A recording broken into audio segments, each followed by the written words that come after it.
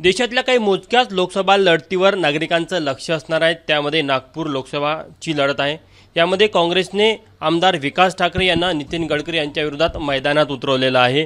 स्वतः विकास ठाकरे आपल्या सोबत आहे। पक्षाने विश्वास टाकलेला आहे तुमच्यावर आणि आता तुम्ही मैदानात उतरलेले आहे। कोणते मुद्दे असणार जे घेऊन तुम्ही नितीन गडकरी यांच्या विरोधात प्रचार करणार आहात? सगळ्यात पहिले तर ही लढाई देशात लढली जात आहे एका विचारधारेच्या विरोधात।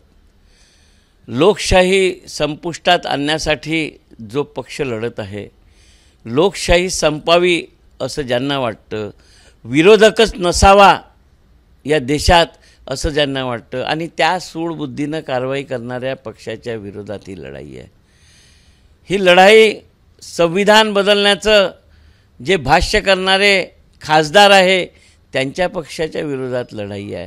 ती ही लढाई देशात संविधान वाचवण्यासाठी, या देशातील लोकशाही साबित ठेवण्यासाठी ही लढाई लढल्या जात आहे आणि मला वाटते की देशातील जनता ही लोकशाहीच्याच बाजूने राहील। या देशात लोकशाही अबाधित राहिली पाहिजे, याच बाजूने या देशातील जनता राहणार आहे आणि निवडणूक होणार आहे। काल प्रचार कार्यालयाचं उद्घाटन करताना केंद्रीय मंत्री नितीन गडकरी असे म्हणाले की मी मागच्या 10 वर्षांमध्ये नागपूर शहरासाठी 1 लाख कोटीचा विकास निधी आणला आणि ही फक्त रील आहे, पिक्चर अजून बाकी आहे। नाही, मला वाटतं की 1 लाख कोटीचा विकास निधी आणला, या शहरातील जनतेला मग काय त्याचा फायदा झाला याची सुद्धा चर्चा व्हायला पाहिजे। या शहरातील जनतेचे प्रॉब्लेम सॉल्व झाले का? शहरातील जनतेला या 1 लाख कोटीच्या निधीमुळे 24 तास पाणी मिळून झालं आहे का? शहरातील जनतेच्या कचरा निर्मूलनाचे प्रॉब्लेम सॉल्व झाले आहे का? तुम्ही काय काय केलं काय? जर तुम्ही या शहरातील जनतेला वैयक्तिक आज मूलभूत गरजा जर त्यांच्या पूर्ण होत नसेल, ते तडफडत असतील, त्यांचे नळाचे कनेक्शन डिस्कनेक्ट होत असतील, त्यांचे विजेचे कनेक्शन डिस्कनेक्ट होत असतील, त्यांच्या घराला तोडण्यात येत असेल, तर सर्वसामान्य जनतेला, गोरगरीब मध्यमवर्गीय जनतेला याचा फायदा झाला का याचीसुद्धा या निमित्ताने या चर्चा शहरात होणार आहे।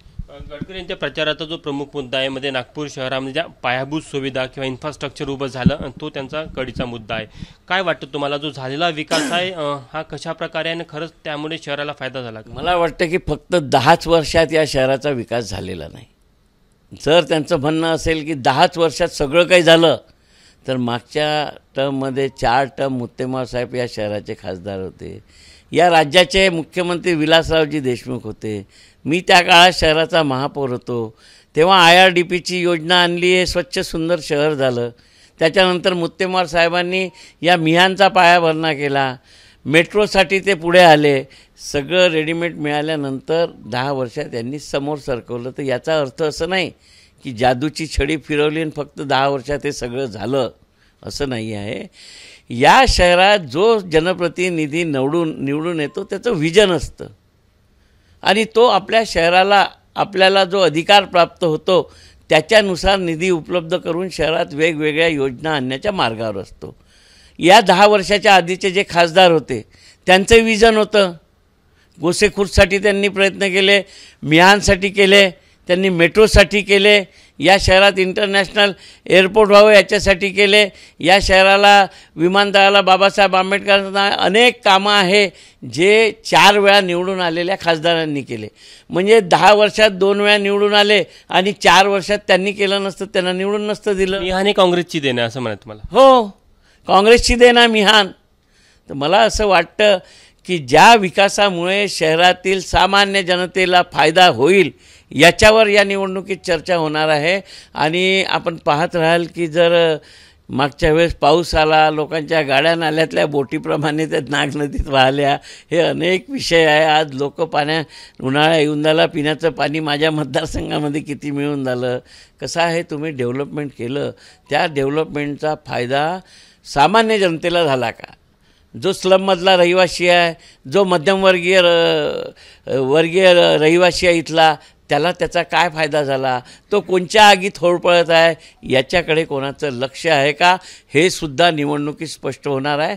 आणि मला वाटतं की ही निवडणूक याहीपेक्षा या देशातली लोकशाही अबाधित ठेवण्यासाठी, संविधानाचं रक्षण करण्यासाठी या देशातला मतदान करणार आहे. नागपूर काँग्रेसचा एक इतिहास राहिला आहे. तुम्ही 10 वर्षापासून नागपूर शहरचे अध्यक्ष आहे.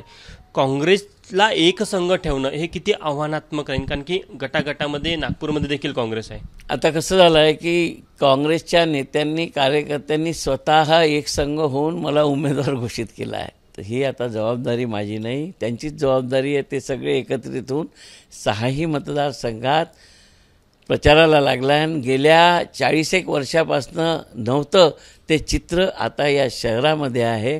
सगळे नेते सगळे कार्यकर्ते एक दिलानं कामाला लागला आहे.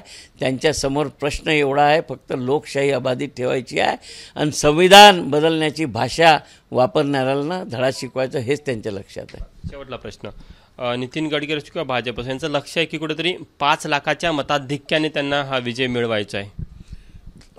ते नेहमीच म्हणत राहतात मी 5 लाखांनी 10 लाखांनी येईल, तर मग का विरोधी पक्षाला मतच नाही मिळणार का? अहो, या नागपूर शहरातील लोकांनी 13 वेळा लोकसभेत काँग्रेसचा खासदार निवडून दिला.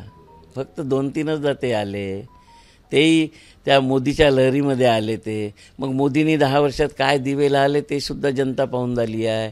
लोकशाही नष्ट करण्याच्या मार्गावर ते देशाला नेत आहे. या देशात विरोधकच नसावा असा त्यांचा मनसुबा आहे. या देशातलं संविधान बदलावं असा त्यांचा मनसुबा आहे. तर मग त्याला पाहून मतदान करणार आहे का?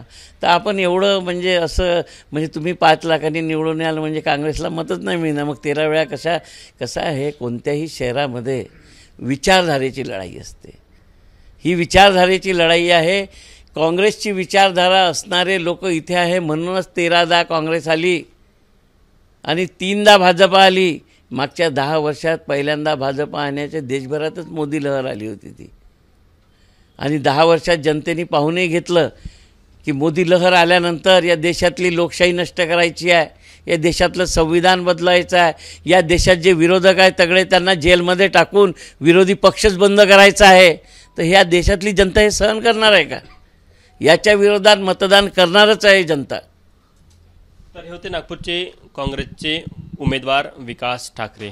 कॅमेरामॅन व्यंकटेश नायडूसह तुषार कोहळे, एबीपी माझा, नागपूर. एबीपी माझा, उघडा डोळे बघा नीट.